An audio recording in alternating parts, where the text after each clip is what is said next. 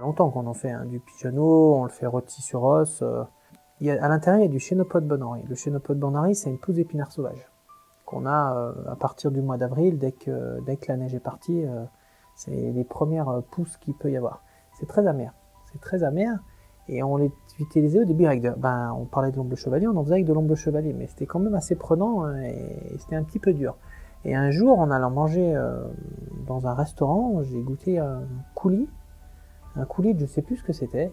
Et là, ça m'a fait tilt, je sais pas pourquoi. Et quand on fait les cartes tous les deux au printemps, j'ai dit, mais pourquoi on ferait pas un coulis de Chénopode pour amener comme une moutarde, l'utiliser comme un condiment.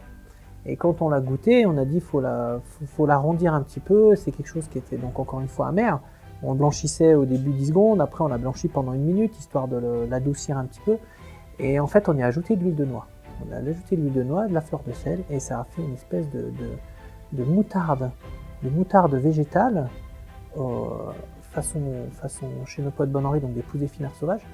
Et c'était assez génial. Et en fait, le pigeon, c'est un mets qui a quand même un peu de coffre et ça a un peu de goût. Et en fait, avec le Chénopode, ça marche tout seul, quoi. Et donc après, on a simplement mis un pigeon au-dessous, on récupère l'aiguillette en dessous, qu'on vient mettre dessus, qu'on poudre avec un petit peu de poudre de cèpe. Et le Chénopode, un petit jus de pigeon, et c'est fini, quoi. On est parti sur Occursus. Pourquoi? Parce que Occursus, on est sur un mélange de cépages languedociens et bordelais.